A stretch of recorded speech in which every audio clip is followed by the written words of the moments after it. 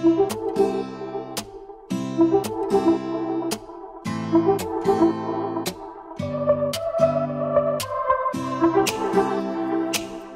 est sur le cours d'eau de la Tamina à Marcy-l'Étoile. Ce cours d'eau était extrêmement artificialisé, donc l'objectif était de retrouver un cours d'eau le plus naturel possible. Et du coup, l'idée elle a été de venir supprimer dans un premier temps les 2 cunettes de béton qui étaient présentes. Donc on a supprimé environ 120 mètres de cunettes de béton pour rendre de la mobilité au cours d'eau et effacer cette artificialisation. On a choisi de redonner de la mobilité au cours d'eau en rallongeant son tracé, en redonnant un peu de sinuosité, reméandrer pour dissiper l'énergie du cours d'eau. Ça casse l'énergie et du coup ça permet de déborder plus facilement. L'objectif avec ces débordements, c'est de venir réalimenter les zones humides qui sont présentes à proximité.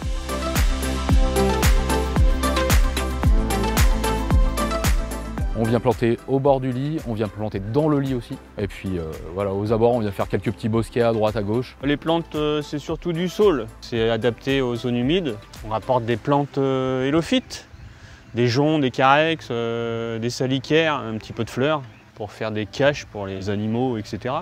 L'idée d'avoir des plantations, c'est d'amener de l'ombrage au cours d'eau, qu'on garde des eaux fraîches aussi, que ça ne s'évapore pas trop vite en été. Ça va permettre là aussi, avec les écoulements, de diversifier un petit peu tout ça.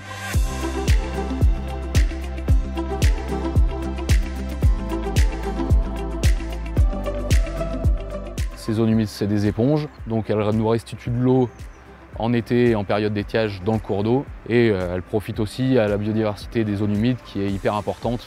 C'est vraiment de la restauration purement écologique. On travaille pour ça, on travaille pour la nature et pour l'environnement.